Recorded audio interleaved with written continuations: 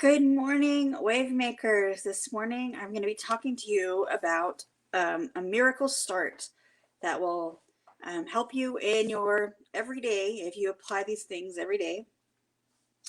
These are not my original ideas. They come from a guy called Hal Elrod, who wrote a book called The Miracle Morning, and I will be including a link for that book if you are interested. And basically, this book goes through some different steps we can all take to make our day go better, to make our day more focused, to make our day just go better. And I'm going to use some notes that I found on the book. I actually listened to the book, which was good for what I was doing because I was going back and forth between things. But I am going to have to get a printed copy because you can't really take notes when you're driving and listening. And I do love to take notes. I love to highlight. I just love all of it. I love all of that part of research. I'm kind of a nerd that way. But the summary of this book talks about lifesavers. And I'm going to actually post these in a graphic when I'm done. But the lifesavers, you can take each of the letters of the word savers and silence, affirmations, visualization, exercise, reading, and scribing. Scribing just means writing, journaling, something that you physically do to get your thoughts down on paper. Now, if you're anything like me, some of the words like meditation, visualization, and there was another one that I've lost, but words like that kind of, you maybe have developed a mental block to them because here in Western civilization, those words come with a different connotation. And you know what? God owned those words first. Scripture tells us that, David said, "Let the words of my mouth and the meditation of my heart be acceptable to you." And, meditate on my words day and night. So God owned meditation first. The world has just done something else with it and made it mean something else. And so for me, I choose to meditate on Scripture and to meditate on these truths that are there. My affirmations come from the same thing. Who does God say I am? Who does God want me to be? And those are the things I repeat in my head. If you can call it a mantra if you want, but it is an affirmation of truth. And I think we need that more than ever because there's so many lies in the world. And Cheryl and I have talked a lot about that, about the enemy just wants to tell you, no, you're not good enough. You're not smart enough. You are failing in every corner of your life. Well, that's not what God tells us. He says, you are my child and you are fearfully and wonderfully made. He says, you can do all things because I gave you my son and he's the one who's giving you strength. And when you put everything within those kinds of frameworks, you can do anything. It's part of why I chose the word possibility for 2021.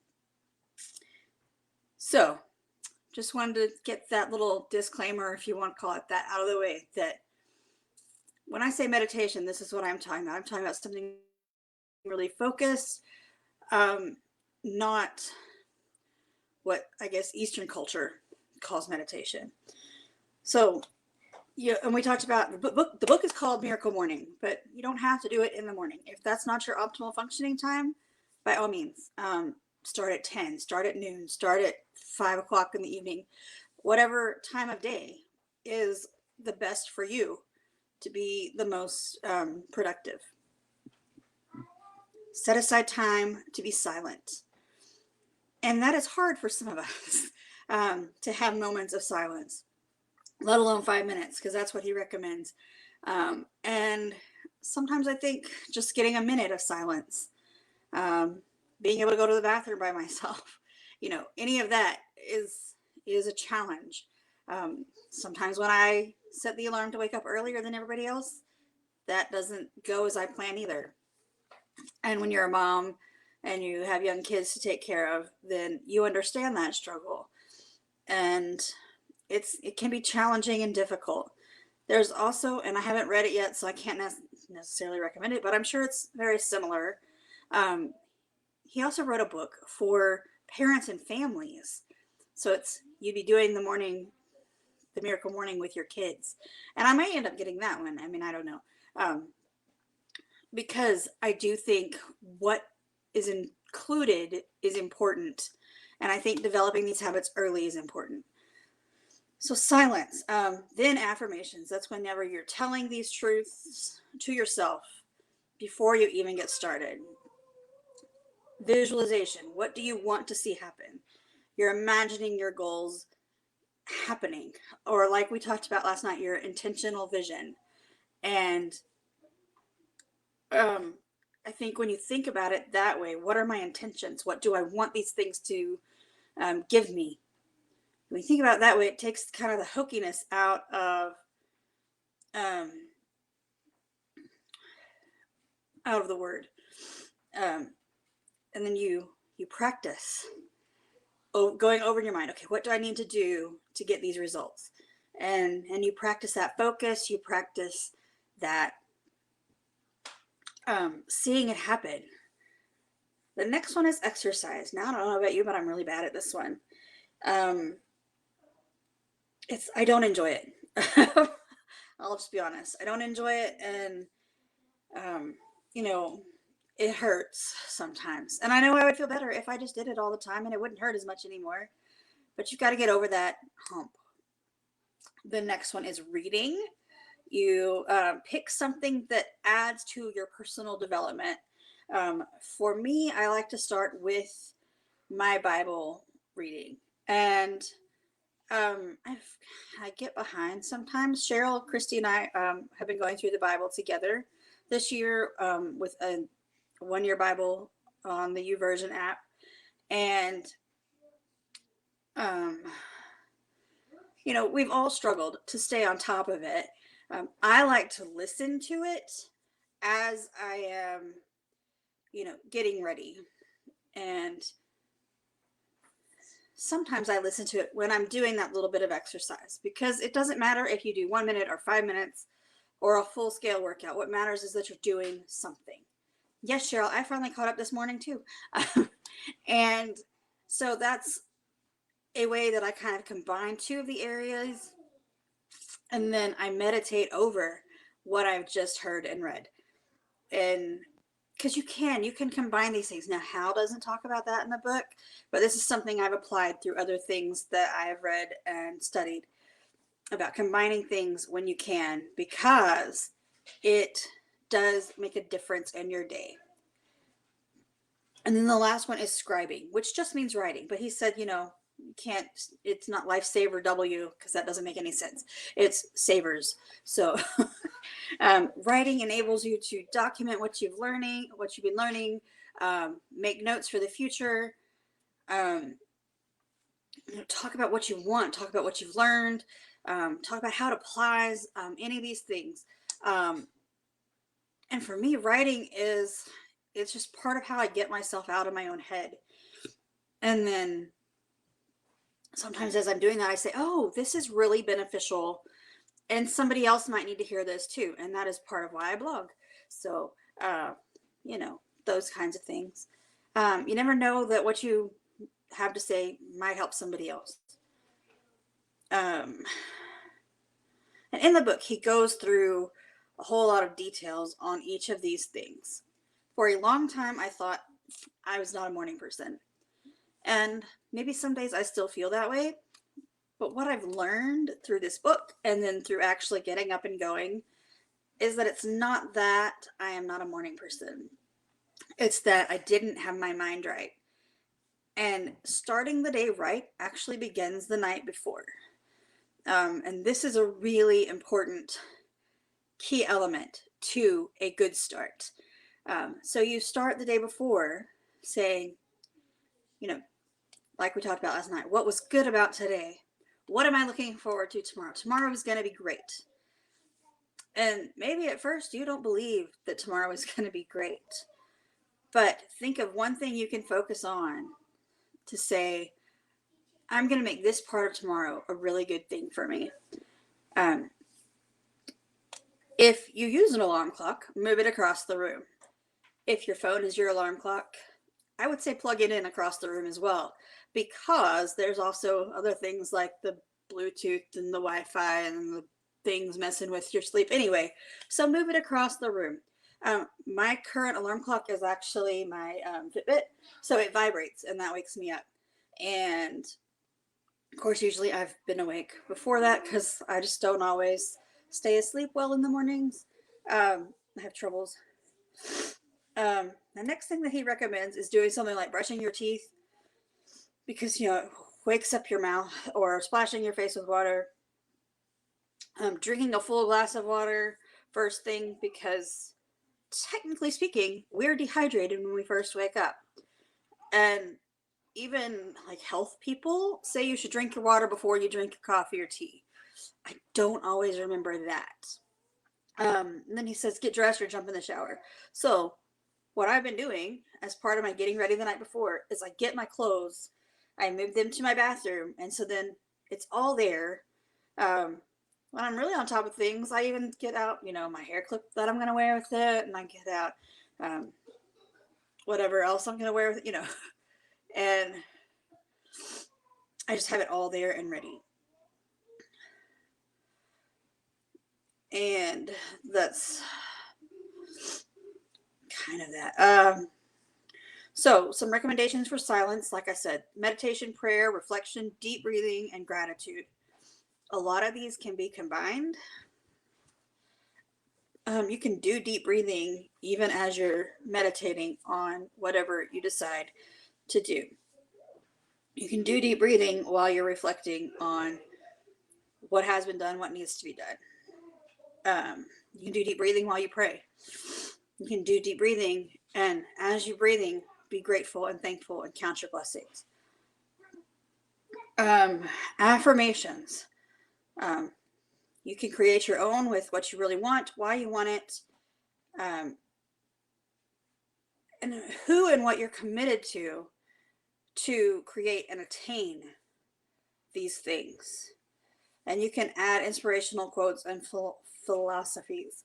Now, Christy and Cheryl and I, we have a collection, I guess, of quotes that we use often that inspire us, as well as if we follow philosophies, it's scripture. So, that's the things we share as far as that goes. But some of these things that we've read and come across have become kind of like mantras for us, like when we say, do it anyway, or if it doesn't challenge you, it doesn't change you, or whatever this one says, work until success despite your obstacles.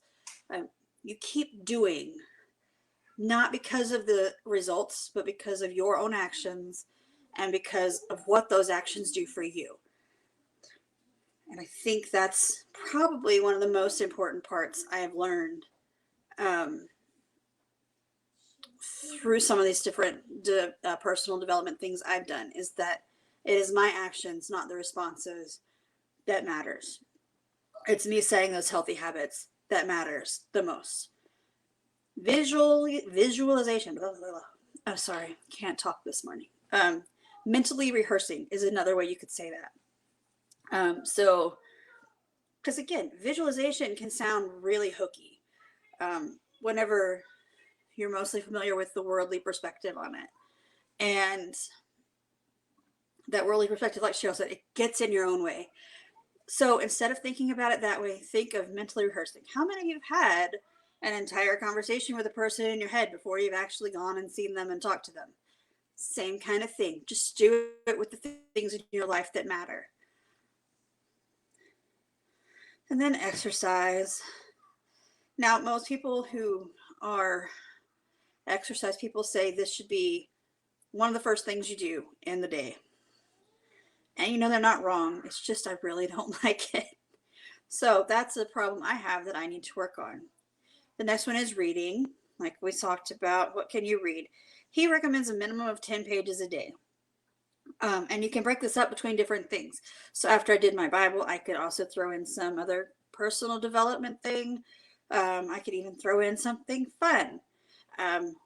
We like to listen to books a lot, so part of my reading is actually listening to books. And then even in fictional books, you can pull quotes and usable things out of those that can trigger something else to help you focus on what truly matters. And then scribing is basically journaling. You document your ideas, insights, breakthroughs, lessons learned, your areas of opportunity, your personal growth, your improvements, or what am I still lacking? But focus on those wins as well. Don't forget to do that. Find a journal format that you love, even if you have to make one up, and get one that you will actually use. And then decide how you're going to write, what you're going to write. Now, if you feel like you're way too busy to do this over the course of an hour, he actually breaks it down into 6 minutes. So you do 1 minute of each of these things. And that's how you start your day. And, for somebody starting out, maybe 1 minute is all you can handle. Do that first push-up, do that first sit-up, walk that first 5 steps, whatever it is. Just do it anyway. And then we've all heard, because Christy's done a video on it, and I've done a video on it, I think Cheryl has too. So a lot of people talk about how it takes 21 days to make a habit. Well, there is some research to it. There is also some other things to it. It can take actually up to a year, depending on the thing you're trying to do. How Elrod breaks things down into 3 phases over 30 days. And what he says makes a lot of sense. He says phase 1 is days 1 through 10.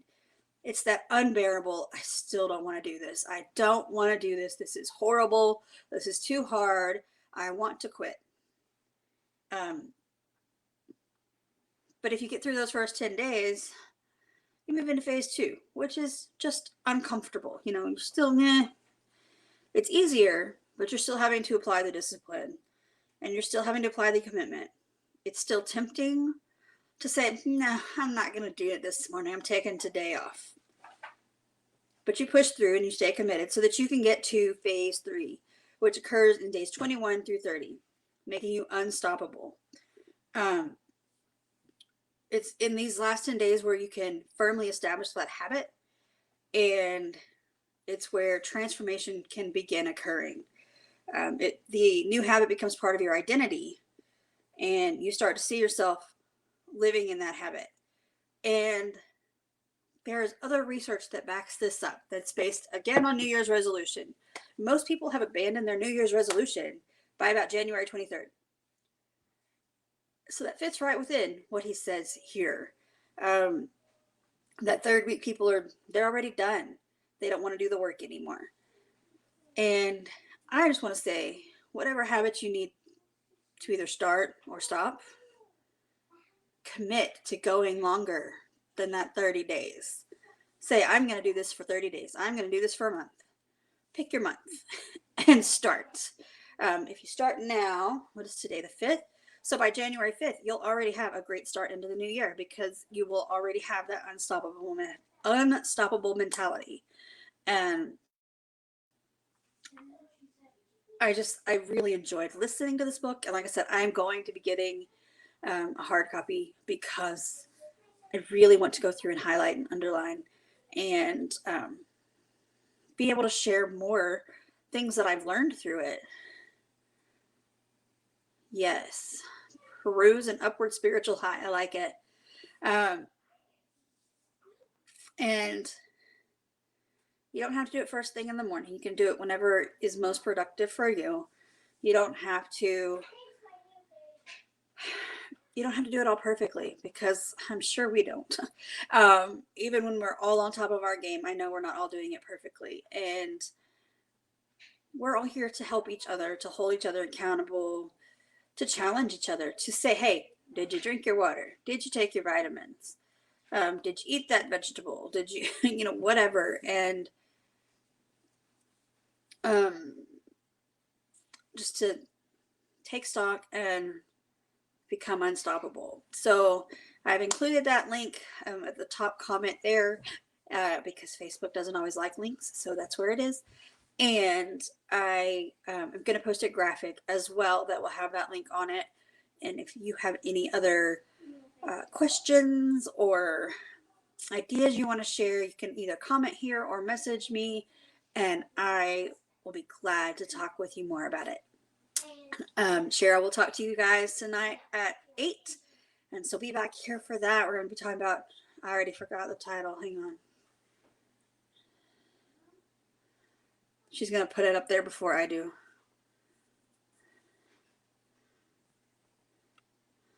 Yeah, they probably, they're very funny like that.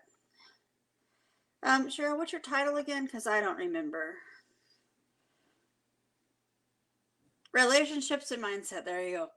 And those are amazing things to keep in focus daily, as well as going into a new year. And so I won't say any more on the matter because I don't want to steal any of her thunder on that. And I will talk to you all later. Bye.